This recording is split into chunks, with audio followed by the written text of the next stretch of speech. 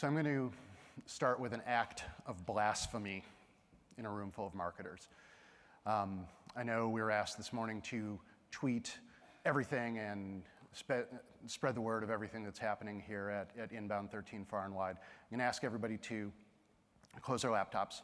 I'm going to ask everybody to pocket their phones. I'm going to ask everybody to just be in the room for about 10 minutes or so.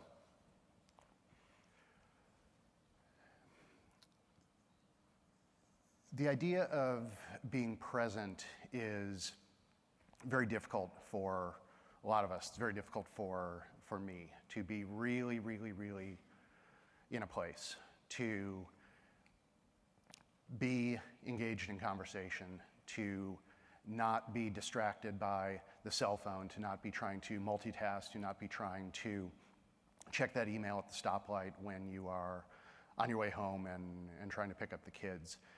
And in preparing for this talk, ended up finding out that there is actually a lot of research out there from places like Mayo Clinic that actually shows not only are there productivity benefits of really being connected and really being present, but also health benefits as well. Things like your blood pressure goes down when you're really mindful and in the moment. Your stress levels measurably go down when you're really being present and really connected.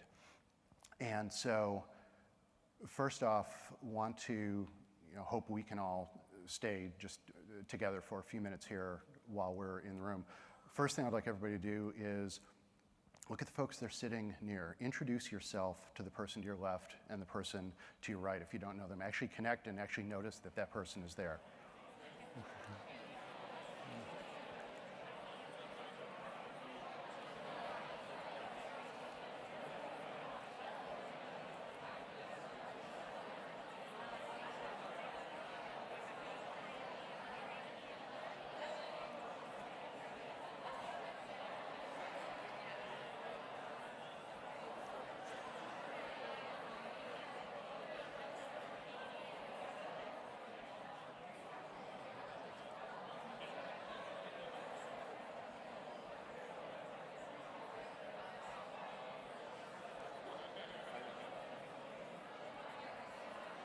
Thanks.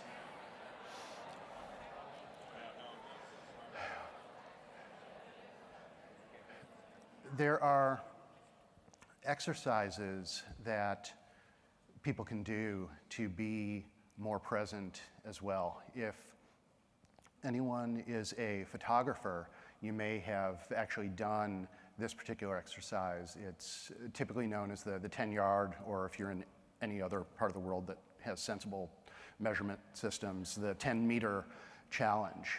And it is an exercise designed to force you, if you are taking pictures, whether it's with a DSLR or with a cell phone camera, to find 10 interesting photographs within 10 meters of where you are at that moment.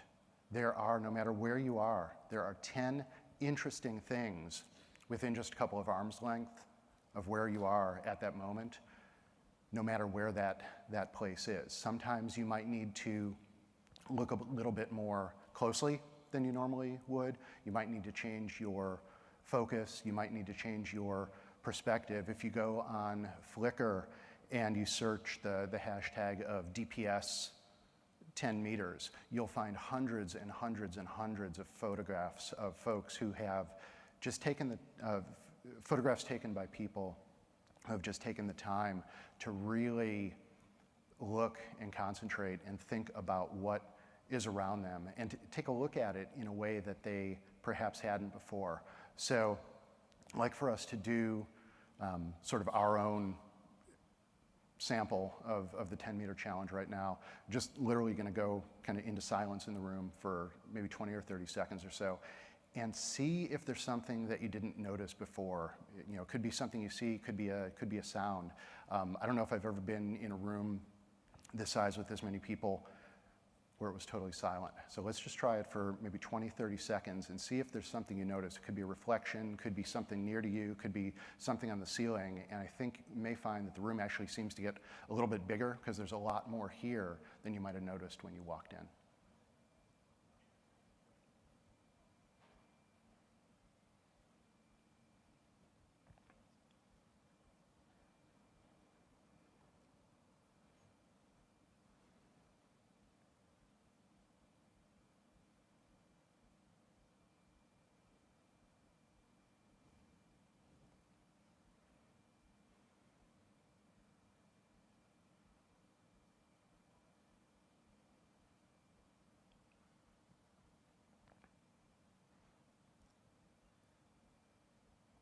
Thanks. Did folks notice anything? Folks see things that they might not have seen when they came in? So, as marketers, there are ways that we can do this as well. We can really try to, instead of putting out that cute cat picture, although none of us have ever done that, or that other listicle that we have on the editorial calendar for next week, instead of doing that, actually try to engage with our customers and prospects and actually ask them, very directly, what do you think about our service? What do you think about this feature? What do you think about this topic? And then have the presence to just listen to those responses and really not try to look at them at a macro level, not try to look at them as some example of big data, but instead really look at the details of what is this individual thinking? What problem are they trying to solve? What are the real aspects of the solution that they're looking for? And is there some way that we can help guide them to something that we do or create something for that particular customer that she didn't have before that she might have needed? And this gets really challenging because we need to do this in all these different channels. It is possible. You can do it in mobile, you can do it on the web, you can do it on Pinterest and Facebook and Twitter. It's not easy, but you can have that presence of mind to really try to be present and listen. There's a designer who I work with, brilliant guy. He is a stellar designer, great soccer player, speaks multiple languages fluently, and one of the things that he does is every email he sends out, he has his footer, not a native English speaker, he puts in his email, how is my grammar in this email? So every time he sends a note out, he is looking to really understand, is he on the right track? Is he doing the right thing? Is he able to communicate as clearly as he is hoping to? And the funnier thing is, not only does he send this out every time he sends out an email internally, but he also puts the results up for everyone as well, and actually makes this part of a collective effort to continually improve with every single particular thing that he does. So, one more quick story. This is my little guy. I was divorced in 2003, and this was actually taken at Monterey Bay Aquarium.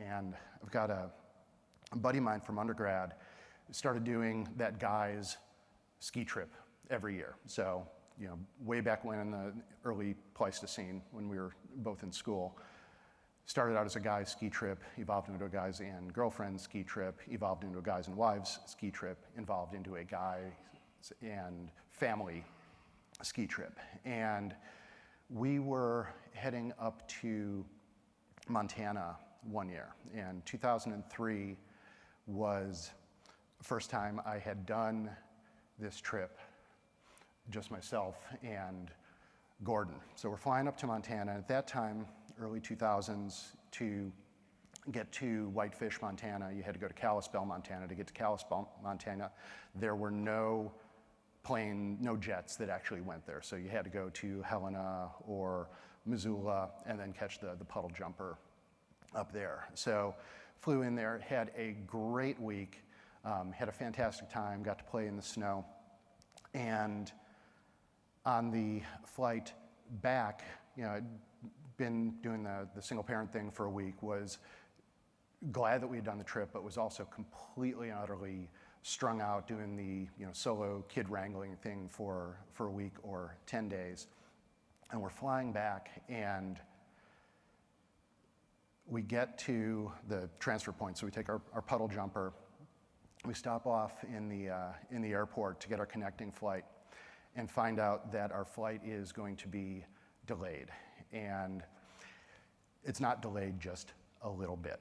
So what I thought was going to be about a 4-hour trip is now literally going to take all day.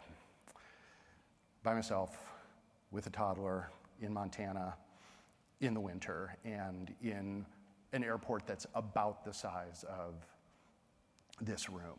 And of course, I've been flying hundreds of thousands of miles for many, many years, have the practiced business traveler thousand-eyed stare when you get that point where you find out that your flight's going to be delayed, that look of, we all have this look down pat, because you realize that, or you think that, all of a sudden I'm going to be wasting all of this time. I have all of these things I could be doing, I should be doing, I want to be doing, and I can't do it. And what happened was we ended up being in this airport for, end to end the trip was about 13 hours, probably spent 7 or 8 of it here. And over that time we were there, I learned that the Big Bear is a little bit scary, but it's really, really, really cool. I learned that the little silver disc, when you push that, it squirts water.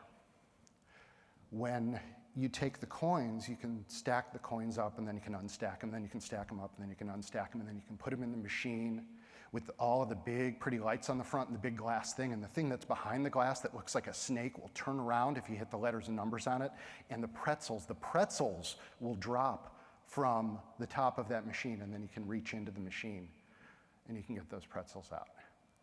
And all of these things were not obvious to me when I sat down there.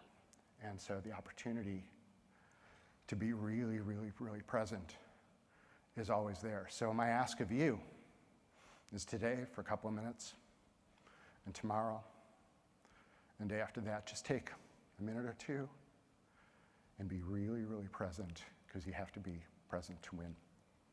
Thanks.